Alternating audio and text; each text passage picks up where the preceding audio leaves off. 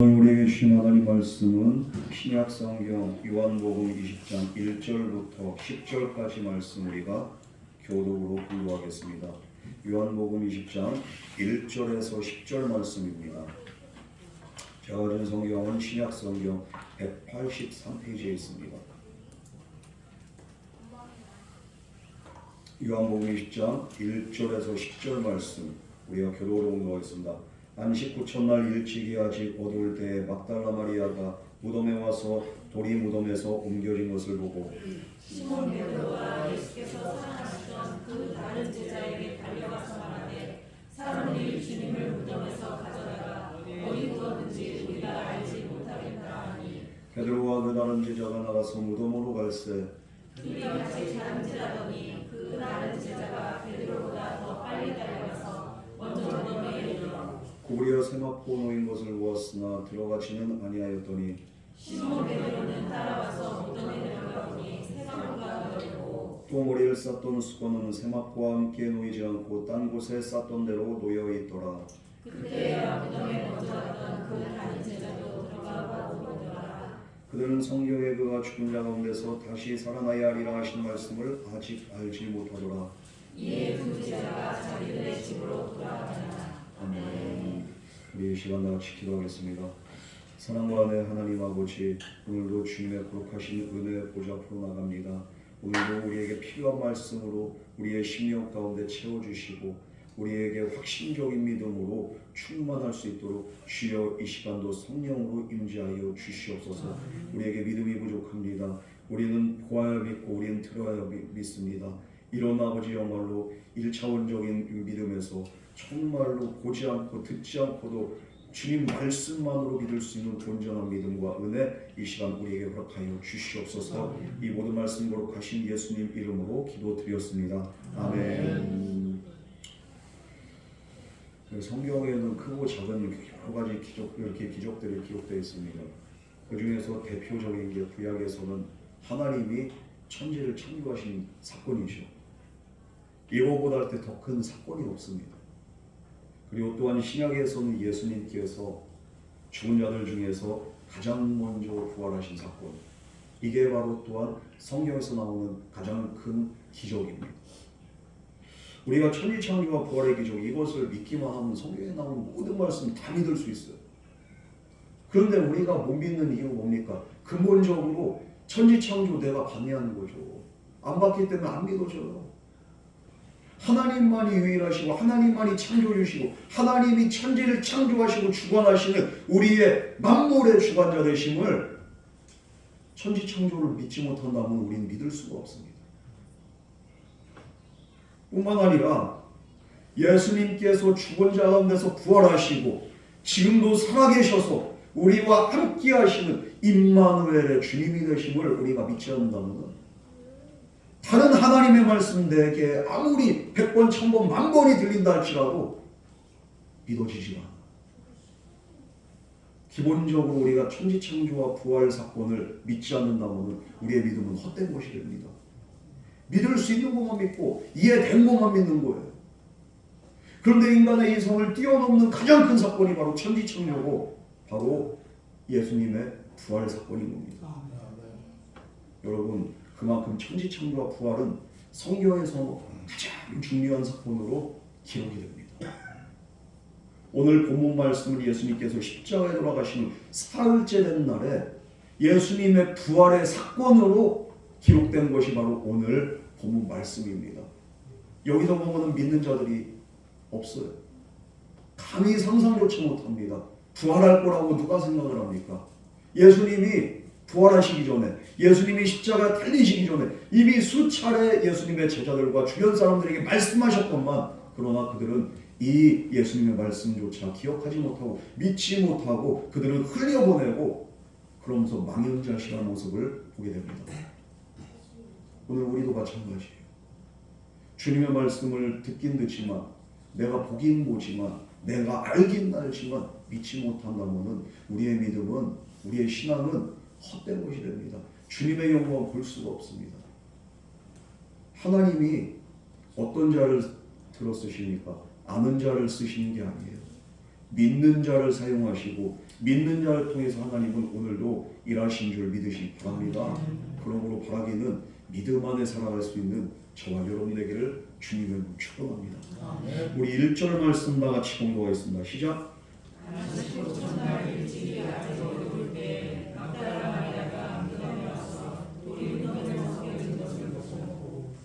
안식 후 첫날 일찍이라고는 아직 해가 뜨지 않는 시간을 말합니다. 새벽입니다. 이때 한 여인이, 그리고 또 여인 이렇게 또 몇몇 여인들이 있었던 것 같아요. 이 사람들이 달려갑니다. 이 사람들 이렇게 달려가는데 어떻게? 근데 그 중에서 가장 이렇게 또 그렇게 대표적으로 기록된 게 막달라 마리아죠. 이 사람들이 왜 그렇게 예수님께로 달려갔냐? 예수님의 시신을 제대로 처리를 못했고, 그래서 이들은 안식 후 첫날에 그냥 달려. 원래 인류는 토요일 날 때 어떻게 됩니까? 안식을 했습니다. 그런데 오늘 온 세계가 주일에 안식을 하죠. 일요일이 바로 지금 썬데이가 바로 오늘 주일이잖아요. 왜 이렇게 바뀌었습니까? 왜 인류의 안식이 바뀌었습니까? 예수님이 부활한 날이 바로 썬데이이기 때문이에요. 이날입니다. 안식 후 첫날을 기념하면서 온 세계의 공휴일이 바로 일요일이 된 거예요. 여러분, 그래서 인류는 주일에 안식합니다. 막달라 마리아는 이 안식 후 첫날에 어떻게 합니까? 예수님께로 달려가. 이 사람이 누구냐? 예수님께 병고침을 받은 자요. 성경에서 기록된 거로는 바로 7 귀신이 이렇게 쫓겨났다는 거예요. 예수님이 7 귀신 들린 이 막달라 마리아를 치유함으로 말미암아 그가 온전해졌습니다. 이 고침을 받은 후에 그 이후에 막달라 마리아는 고침받은 걸로 끝난 게 아니라 예수님을 쫓아다니는 겁니다. 예수님이 어디 있든지 그곳이 바로 그가 있는 거예요. 예수님의 사역이 있는 곳에, 예수님의 말씀이 선포되는 곳에, 그 현장에 그는 항상 동행했습니다. 그렇게 하면서 예수님을 수종 들었는데 어디까지 수종을 들고 어디까지 따라가느냐? 바로 예수님이 십자가에 달려 돌아가신 그 순간까지도 예수님의 십자가 밑에 마지막까지 함께했던 그 여인들 중에 한 명이 바로 막달라 마리아. 이 예수님이 죽으신 후에 이 여인이 할 수 있는 게 아무것도 없어요. 그러나 그럼에도 불구하고 예수님의 시신이라도 온전히 처리하기 위해서 이 새벽에 무덤으로 달려가고 있습니다. 이게 얼마나 큰 헌신인지 몰라요. 원래 유대인들은 사람을 장사 지낸 다음에 어떻게 합니까? 3일 동안은 무덤에 가서 매일매일 가서 시신을 닦고 향료 처리하고 이런 풍습이 있었어요. 그러나 안식일이죠. 안식일 동안은 아무것도 할 수 없어요. 그렇기 때문에 안식일 전 오후에 십자가에 달려 돌아가셨잖아요. 예수님의 그 시신의 향유 그냥 입관할 때 그때만 이렇게 처리를 했지 그 이후에 다음 날에 처리를 못했어요. 그렇기 때문에 또 빠른 속도로 부패하는 것을 막기 위해서 그 시신의 향유를 바르기 위해서 무덤으로 달려갑니다. 새벽입니다. 새벽에 시신의 향유를 보러 갔는데 여러분, 사람이 살아있을 때나 정말로 이렇게 온기가 있을 때나 안 무섭지. 사람이 죽은 다음에는 더 이상 시신이 된 다음에는 내 엄마 내 아빠도 아니고요, 내 가족도 아니고 무서운 송장이에요. 송장. 여러분들이 시신을 이렇게 접해본지는 모르겠지만요, 뭐 이렇게 접해보셨죠. 내 엄마 아빠라고 해도 이게 영화할 때 보면 가까이서 볼 때 이게 좀 싸늘하잖아요. 제가 이렇게 대만에 있을 때 그 성도님 2분을 이렇게 장례를 치렀는데요, 우리나라랑 다르더라고요. 관 뚜껑을 열어놔. 시신이 그냥 탁 드러나서 얼굴까지 그냥 화장까지 해가지고 해놓는데요, 이게 얼마나 무서운지. 한 대만에서는 우리나라는 3일장인데 15일장을 합니다. 그렇게 해가지고 꽝꽝 얼려놓습니다. 마지막 발이 난 날에 이걸 뚜껑을 열어놓는데, 우리의 식으로 막 꽁꽁 싸매는 염이 아니라 수의를 입혀놓고서 그리고서 얼굴만 드러내는데 사람들이 감히 앞에 가지 못해. 근데 저를 초청해서 목사님 그 예배 인도회를 내 바로 뒤에 있는데 뒷골이 그냥 오싹오싹 하더라고요. 그 뒤에 있는 건 괜찮아요. 한 번은 또 내 앞에다 놓고서 예배를 하는데 바로 그냥 좀만 얼굴 돌리면은 얼굴이 그냥 바로 옆에 있어요. 이게 얼었다 녹으니까 얼굴이 살짝 형체가 변합니다. 그런 시신 앞에서 아무리 내가 살아있던 교인이라고 할지라도 이게 좀 섬찟하더라고요. 하물며 이 여인들이 새벽에 이 시신을 만지러 간다고 생각해요. 그 당시에 이렇게 환하지도 않습니다. 깜깜한데 거기에 그냥 시신을 만지러 간다고 생각해요. 이게 보통 용기, 보통 이렇게 담력 아니면 이게 할 수가 없어요. 그런데도 불구하고 막달라 마리아는 이 새벽에 예수님을 향해서 달려갑니다. 왜 그렇습니까? 주님을 사랑하기 때문에 사랑이 두려움을 이기는 거예요. 사랑하기 때문에 가능한 거예요. 여러분, 사랑은 받은 만큼 그 사람에게 베풀 수 있어요. 은혜를 받은 만큼 우리는 헌신할 수 있습니다. 막달라 마리아는 예수님께 받은 은혜가 너무 컸어요.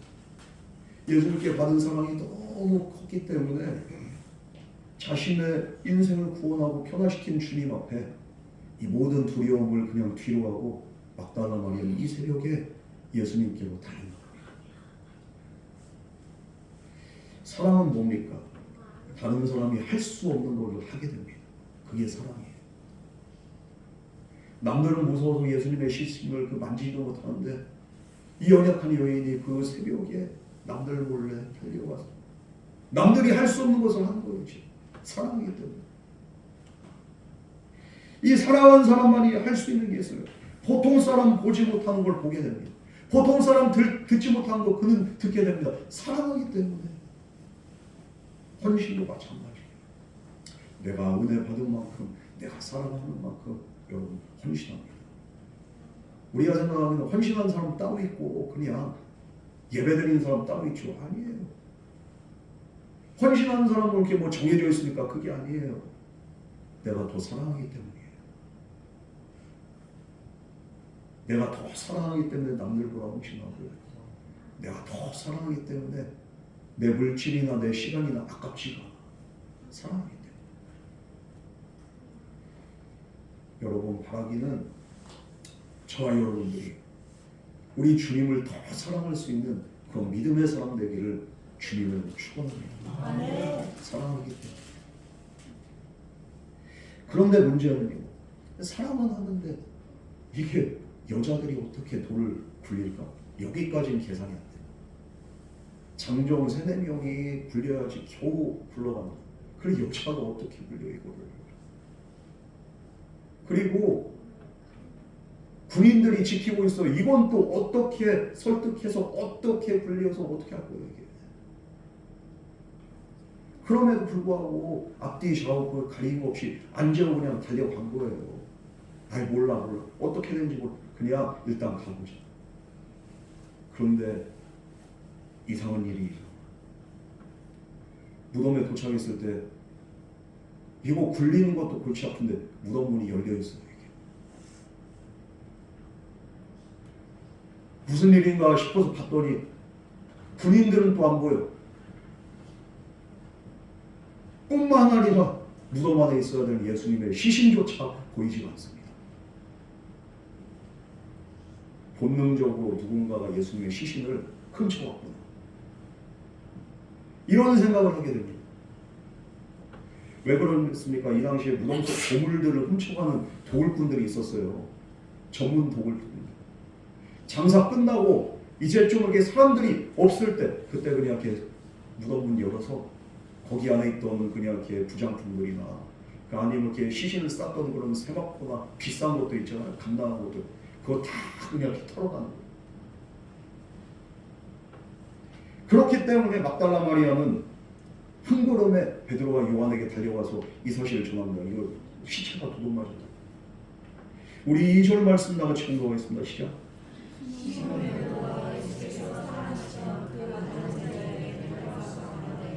사람들이 주님을 무덤에서 가져다가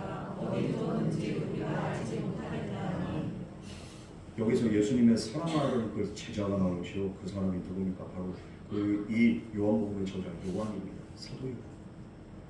막달라 마리아는 이 두 제자들에게 무덤이 돌이 굴러갔고 그리고 예수님이 시신이 사라졌어. 이것을 이렇게 알리게 됩니다. 그러니까 이 두 제자가 혼비백산해서 이제 예수님의 무덤으로 달려갑니다. 우리 3절에서 5절 말씀 나같이 공독하겠습니다. 시작.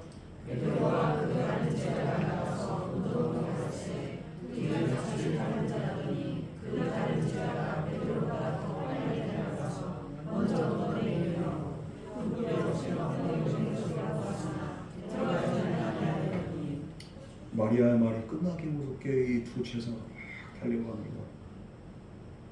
그러면서 가장 먼저 도착한 제자가 요한입니다.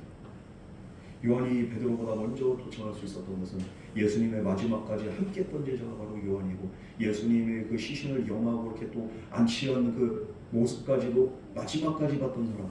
다른 제자들은 다 도망갔거든. 끝까지 남아있던 그 제자 요한은 이 모든 것을 볼 수 있었기 때문에 그래서 그가 먼저 도착할 수 있었던 걸로 이렇게 추정이 됩니다. 그런데 문제는 있잖아. 먼저 도착을 했는데 그러나 먼저 들어가지 않더라고요. 왜 그랬을까요? 요한이 베드로보다 먼저 도착했지만 들어가지 못하고 주춤거리고 있어. 다양한 의견이 있습니다. 여기에 대해서 예수님께서 정말로 이렇게 그 돌아가신 이 장소 여기 이렇게 무덤을 이렇게 열어서 들어가는 게 평소 내성적이고 이 사람 성격이 조심스러웠던 그 성격 때문에 이게 함부로 들어가지 못한대. 이렇게 주장이 있고 어떤 주장은 뭡니까?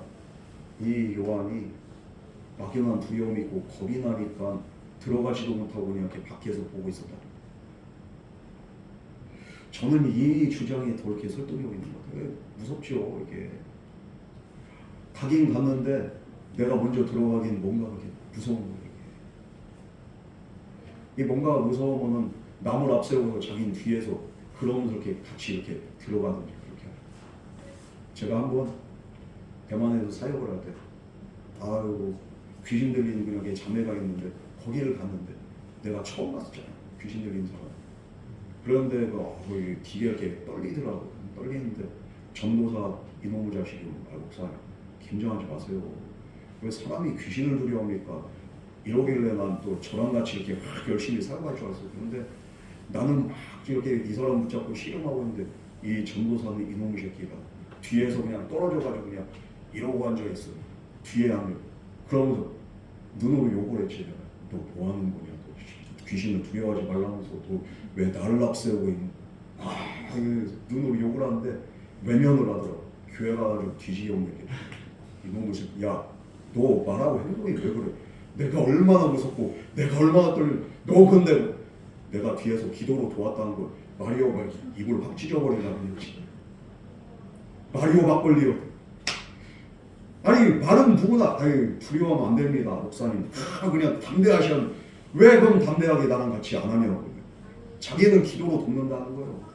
이게 그냥 이런 요한 같은. 그런데 이게 내가 이렇게 앞에서 이렇게 정면에 서기에는 두려울 때가 있어. 이번에 대만 가서도 갔다 왔는데 정말로 세상에서 가장 무서운 분들이 아줌마들이더라. 사모님들도 아줌마, 목회자들이 갔는데 사모님들이 마음에 안 들면은 바로 컴플레인이 들어.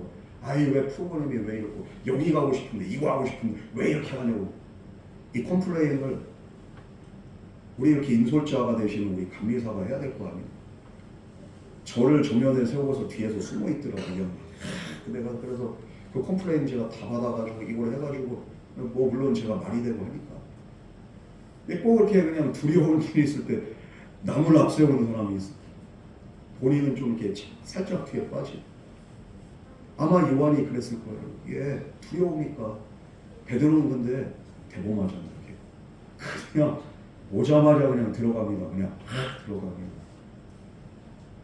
이런 베드로 같은 성격들이 있을 거예요. 우리 교회도. 아마 우리 김혜원 목사님 바로 들어갔겠지. 그죠? 우리 김 집사님 좀 하고 목사님 그래서 바로 들어갈 만한 사람들이 또 누가 있을까 우리 교회도. 누가 있어? 김일영 집사님도 바로 들어갔겠나? 유건진 집사님도 바로 들어갔을 것 같은데, 그죠? 네. 우리 홍 집사님 좀 이렇게 뒤로 빠져주세요. 네. 왜 이렇게 여기에서 이렇게 시간을 지켰는지 모르지만 뭐 또 어떤 사람은 그렇게 말을 하더라고요. 그 사도 베드로가 그래도 수제자잖아요. 그래서 수제자의 권위를 인정했다고 이렇게 하는데 그런 해석을 좀 겁나서 그렇지 혹시 이 사람이. 네. 그래서 주저하고 있을 때 베드로가 냅다 들어갑니다. 6절에서 8절 말씀 우리 다 같이 공독하겠습니다. 시작. 시몬 베드로는 따라서 무덤에 들어가니 세상과 놀고 또 머리를 싸서 죽어는 세상과 함께 놓이지 않고 한 곳에 산전에 놓여 있더라. 그때 옆에 더불보다 다른 집에도 들어가고 있더라. 이 베드로가 주저하는 그 요한을 뒤로서 그냥 냅다 들어가요. 그런데 그곳에서 예수님의 시신을 감싸고 있던 세마포와 수건만이 덩그러니 놓여 있어요. 당시 세마포는 뭡니까? 성막이나 제사장이 옷을 만드는 데 쓰는 아주 귀한 재료입니다. 이게 세마포가 별거 아닌 것 같잖아요. 비싼 거예요, 이거. 가격이 상당했습니다. 만약에 누군가 예수님의 시신을 훔쳐갔다면은 어떻게 됩니까? 시신만을 훔쳐가겠습니까? 세마포도 훔쳐가야지 이게 돈이 되는데. 그런데 세마포는 그대로 남아있더라 이 말이에요. 이건 뭡니까? 시신을 누군가 훔쳐간 것이 아니라는 거죠. 뿐만 아니라 여기서 주목해야 될 게 뭡니까? 시신을 싸고 있던 모양 그대로 놓여 있었다. 보면은 쌌던 대로 놓여 있더라. 오늘 본 말씀에 그렇게 되어 있죠. 여러분 염을 하는 걸 이렇게 그 과정을 보신 분들 어떻습니까? 염을 하고는 꽁꽁 싸매잖아요, 시신을. 그런데 쌌던 모양 그대로 놓여 있더라는 건 뭡니까? 묶인 그 상태에서 시신만 알맹이 빠져나가듯이 시신만 빠져나갔다는 거예요. 영어 성경에서 보면 나사부라는 이렇게 성경에서는 번역을 어떻게 하면 롤드 업이라고 합니다. 그러니까 꽁꽁 묶여 있었다는 거예요. 묶인 상태에서 무슨 이렇게 누에가 이렇게 누에고치에서 이렇게 번데기가 이렇게 빠져나오듯이 고치만 남아 있는 것처럼 그렇게 알맹이 없는 그렇게 그냥 이렇게 세마포만 남아 있더라 이거. 어떻게 빠져나갔을까? 부활의 예수님께서는 더 이상 이제는 시간과 공간의 제약을 받지 않는 그런 육신을 가지고서 이제는 그냥 쑥 빠져나가시는 거예요. 신기한 방법. 이것은 분명 예수님의 부활을 나타내는 확실한 증거가 됩니다. 시신을 훔쳐간 게 아니라 시신이 빠져나가신 거예요. 그러나 베드로와 요한은 빈 무덤을 보고서 그제서야 어떻게 된 거야? 예수님의 시신이 없는데 아니 그런데 싼 그대로 있는데 이게 남아있는데 이게 어떻게 된 일이야? 베드로 하니까 그때 돼서야 요한이 뭐라고 들어가서 이제 살펴봤는데 정말 그렇더라고요. 그럼에도 불구하고 이들은 상상도 못하는 거예요. 예수님이 부활했다는 그 사실을. 우리 9절에서 10절 말씀 나같이 공독하겠습니다. 시작. 그는 성령의 그가 죽은 자 가운데서 다시 살아나야 하리라 하신 말씀을 아직 알지 못하더라. 이에 문제가 자기를 집으로 돌아가니라. 9절 말씀 보면 그들은 성령의 그가 죽은 자 가운데서 다시 살아나야 하리라 하신 말씀을 아직 알지 못하더라. 아니 이렇게 정말로 이게 설명할 수 없는 이해할 수 없는 사건이 벌어졌음에도 불구하고 예수님께서 전에 하셨던 말씀을 아직 기억하지 못하고 알지 못하고 예수님이 부활했다는 그 사실은 생각조차 못하는 그런 이성적이고 믿음 없는 모습을 오늘 보여주고 있는 거예요. 이 저자가 특별히 이 9절 말씀을 이렇게 강조합니다. 당사자인 나조차도 그리고 베드로조차도 그 현장에 있던 사람들조차도 이것을 상상조차 못했다는 거예요. 그만큼 믿음이 없었다는 거예요. 특별히 베드로와 요한은 12제자 중에서 예수님께 특별한 사랑을 받던 사람입니다. 예수님이 살아생전에 제자들이 고난당할 것과 죽으실 것과 그리고 부활하실 것을 분명히 다 가르쳐 주셨음에도 불구하고 그들은 기억하지 못하고 믿지 못해요. 뿐만 아니라 이 빈무덤이야말로 예수님께서 죽음을 이기시고 부활하신 확실한 증거가 되는데도 불구하고 어떻습니까? 이들은 기억하지 못하는 거예요. 알지 못하는 거예요. 믿지 못하는 겁니다.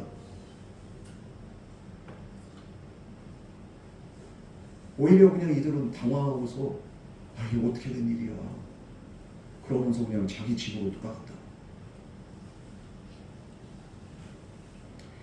주님이 분명 살아생전에 부활을 거듭 예고하셨음에도 불구하고 이들은 그냥 한 귀로 듣고 한 귀로 흘리는 거예요. 이들은 복잡한 심경으로 집으로 돌아가. 그러면서 근심합니다. 오늘 본문 속에 등장한 베드로와 요한, 이들의 모습이 사실 오늘을 살아가는 저와 여러분의 모습과도 같다고 할 수 있습니다. 교회를 다니면서 내가 예수님을 믿는다고 하지만, 예수님의 제자라고 하지만 하나님의 말씀을 온전히 신뢰하지 못해. 우리 주님께서 우리의 모든 염려, 근심, 걱정, 모든 질병 주님께서 다 가져가시고 우리의 모든 짐을 대신 져주신다고 말씀하심에도 불구하고 우리 어떻게 합니까? 예배 시간에 그냥 이거 짐을 풀러놨다가 예배 끝나면 그 짐을 다시 그냥 이렇게 포장해가지고 싸질머지고서 다시 나가. 수고하고 무거운 짐진이라더라 다 내게 오라, 내가 너희를 쉬게 하리라. 주님께 맡긴다고 하면서 또 그걸 또 그냥 이렇게 보따리에 싸가지고 가는 거예요. 왜? 주님 말씀이 신뢰가 안 되니까. 믿지를 못하니까. 우리의 삶 가운데 주어지는 하나님의 약속, 우리가 얼마나 신뢰하고 얼마나 믿습니까? 성경 누가 그리스도인이라고 말합니까? 이걸 잘 아는 자가 그리스도인이라고 하지 않습니다. 믿는 자가 그리스도인이에요. 알기만 하고 믿지 않은 자들 하나님의 약속에 참여할 수가 없습니다. 예수님의 제자가 되기 위해서는 아는 것에서 끝난 게 아니라 믿는 믿음으로 나가야 되는 거예요. 우리가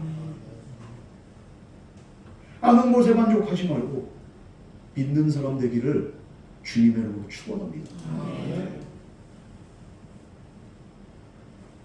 사실 이렇게 말씀 전한 저도 이렇게 참 믿음이 연약해요. 우리 성도님들 그 문제 놓고 기도할 때마다 이게 한숨 나올 때가, 우리 성도님들 이렇게 아플 때, 우리 성도님들 문제 있을 때 저도 이렇게 무기력함을 이렇게 많이 느껴요. 그래서 기도하면서도 참 진짜 하나님 고쳐주세요. 하나님 문제 해결해주세요. 이 목사가 능력이 없어서 우리 성도들이 여전히 이렇게 고통당하고 문제 가운데서 이렇게 헤매이고 방황하고 허덕이고 이런 모습을 바라볼 때 이렇게 제 마음에 정말 믿음이 정말 있는가 고민될 때가 있어요. 그럼에도 불구하고 저는 결국엔 그래도 주님 믿습니다. 왜 그렇습니까? 믿음만이 모든 것을 이기기 때문이죠. 그리고 내가 믿는 이 예수님은 죽으신 분이 아니에요. 부활하시고 살아계셔서 오늘도 나와 함께 하시고 우리 옥돌교회와 성도들과 함께 하신 부활의 능력의 주님 되신 줄 믿으시기 바랍니다. 주님은 부활하셨기 때문에 이 부활의 능력이 우리 안에 있기 때문에 이거 하나 붙잡고서 믿음으로 기도하는 거예요. 사랑하는 여러분, 우리 기독교 이것은 바로 부활의 종교입니다. 이게 바로 부활신앙이 바로 우리 믿음의 핵심이 되는 거예요. 빈무덤이 상징하는 거 뭡니까? 죽음을 깨트리고 사망 권세를 이기고 부활 승리하신 예수 그리스도의 구원과 능력을 상징하는 거예요. 사단은 예수님을 십자가에 매달아 죽게 함으로써 자기가 승리한 줄로 착각했지만 실상 예수님은 십자가에 죽으신 후에 부활하신 줄 믿으시기 바랍니다. 부활하셔서 사망 권세를 이기신 줄 믿으시기 바랍니다. 이 부활의 능력으로 우리의 모든 질병의 권세와 삶의 모든 어둠의 권세를 주님께서는 온전히 박살내신 줄 믿으시기 바랍니다. 이 모든 사단의 권세를 무너뜨린 거예요. 제자들은 빈 무덤을 보고도 예수님의 부활을 믿지 못했지만 그러나 결국엔 믿는 자가 됐습니다. 부활의 주님을 만난 이후에 이들의 삶이 변화가 된 거예요. 우리들은 어떻습니까? 나를 위해 십자가 달려 돌아가신 예수 그리스도 돌아가셨지 알긴 알아. 그러나 그분이 나를 위해서 행하신 일들 내가 얼마나 믿고 내가 얼마나 신뢰하냐 이 말이에요. 이분이 정말로 살아계신 분이냐 내가 이것을 확신하냐 이 말이에요. 왜 주님이 길과 진리와 생명 되신 우리의 소망 되십니까? 그분은 살아나셨기 때문인 줄 믿으시기 바랍니다. 사셨을 뿐만 아니라 지금도 우리와 함께 하신 분이에요. 우리의 삶의 죽음의 권세를 깨뜨리시고 부활하신 예수 그리스도, 이분을 믿을 때 우리 안에 소망이 생기는 거예요. 이 소망이 가득하시기를 주님의 이름으로 축원합니다. 분명한 사실은 믿지 않았던 이 사람들 성경은 기록하고 있어요. 이들은 믿지 않았지만 결국엔 믿는 자가 됩니다. 오늘도 저와 여러분을 찾아오신 부활의 주님, 못자국난 그 손길을 우리에게 내미십니다. 피 묻은 손으로 우리를 치유하시고 우리와 함께 하시는 분이에요. 이분은 지금도 우리와 함께 하시는 분이에요. 우리가 안 보인다고, 우리가 정말 느껴지지 않다고 해서 주님의 존재를 부인한다면 이건 정말로 이게 헛된 믿음이다. 여러분, 지금 우리 눈에 보이지 않지만 전기가 돌기 때문에 이게 불이 들어오는 거 아닙니까? 전기가 눈에 안 보인다고 해서 전기가 없다고 하면 세상 사람들 뭐라고 하면 미친놈이라고. 상식적인 얘기를 하지. 눈에 안 보인다고 해서 전기가 없냐? 맞는 말이죠. 우리의 믿음도 마찬가지예요. 우리 하나님은 비상식적인 것을 우리에게 강요하지 않아요. 하나님이 계시기 때문에, 하나님이 영이시기 때문에 이 영적인 존재이신 하나님을, 부활하신 예수님을 성경 믿으라는 거예요. 상식적인 거예요 이게. 왜냐하면 이게 사실이기 때문이죠. 안 보인다고 해서, 내가 경험하지 못했다고 해서 이게 사실이 아닌 게 아니잖아요. 예전에 진짜 우리나라에서 제일 큰 제철소가 어디죠? 포항제철 아닙니까? 인천에 무슨 제철이 있어? 인천 제철소가 그 이름이 갑자기 생각, 광양인가요? 인천 그 무슨 제철이요? 아무튼 간에 인천 제철이랑 그 포항 제철이랑 있는데, 제철소가 있는데 어떤 아줌마가 그러더라고. 싸우는 거야. 포항 와가지고 제가 포항에 있는데 막 어른들끼리 얘기하는데 너무 가소로. 인천 제철이 더 크다는 거예요. 여기는 차를 타고서 하루를 돌아다녀도 그냥 끝이 없어요. 인천 제철. 포항보다 더 커요. 포항 제철 가봤어요? 안 가봤는데 포항 제철 가잖아요. 차 타고서 3박 4일 돌아다녀야 돼. 그런데 인천 제철이 더 크다면, 아이 포항 제철이 더 크지 무슨 소리야? 아니요, 인천 제철이 더 큰 거예요. 무슨 소리 하는 거예요? 모르니까, 본인이 경험한 건 뭡니까? 인천 제철이 제일 큰 거예요. 그냥 그거밖에 그냥 경험 못하니까 이 세계에 갇혀가지고 더 큰 걸 인정하지 못해요. 이 세상 사람들 마찬가지입니다. 영적인 세계를 경험하지 못했기 때문에, 예수 그리스도의 부활의 능력을 경험하지 못했기 때문에 그들은 없다고 생각하고 아니라고 그냥 이렇게 부정을 하는 거예요. 그러나 우리는 믿음 안에서, 말씀 안에서 이미 보았고 우리는 만났고 우리는 경험한 줄 믿습니다. 이 말씀으로 우리가 경험합니다. 그리고 이렇게 경험된 것을 믿을 때 이 믿음이 실체가 되는 거예요. 이 실존적인 믿음 안에서 정말로 부활의 주님을 만나고 이 부활의 주님의 권능으로 우리가 날마다 승리할 수 있는 저와 여러분 되기를 주님으로 축원합니다. 믿음 없는 자에게 믿음 더하시니, 우리의 믿음이 부족할 때 부활의 주님께 우리가 기도하시기 바랍니다. 주님, 내가 믿음이 없습니다. 내가 보지 못해서, 듣지 못해서 여전히 내가 정말로 이렇게 그냥 이 세상적인 믿음 안에 머물러 있는 저를 용서해 주시고 불쌍히 여겨 주시고 만나 주시옵소서. 은혜 구한 자에게 은혜의 주님 되시고, 믿음을 구한 자에게 믿음의 주님이 되시고, 우리의 소망 되신 주님, 오늘도 저와 여러분을 위해서 부활하시고 승리하신 예수 그리스도께서 저와 여러분의 삶 가운데 영원토록 함께 하실 줄 믿습니다. 믿음으로 승리한 저와 여러분 되기를 주님으로 축원합니다. 우리 이 시간 마치기도 하겠습니다. 사랑과 은혜의 하나님 아버지, 우리가 경험한 것만 믿고 내가 본 것만 믿는 이런 1차원적인 믿음에서 이젠 정말 주님의 말씀을 통해서 우리가 정말 보지 못한 것들을 보고 듣지 못한 음성 듣고 우리가 정말 경험할 수 없는 것들을 경험할 수 있는 온전한 믿음과 은혜로 거듭나게 하여 주시옵소서. 주님의 부활을 보면서도 믿지 못했던 이 연약한 제자들과 같이 살지 않고 이젠 정말 보지 않고도 믿을 수 있는 믿음으로 날마다 승리하기를 원하오니 주님의 부활의 권능이 우리의 삶 가운데 날마다 가득하게 하여 주시옵소서. 이 모든 말씀 거룩하신 예수님 이름으로 간절히 기도드렸습니다. 아멘.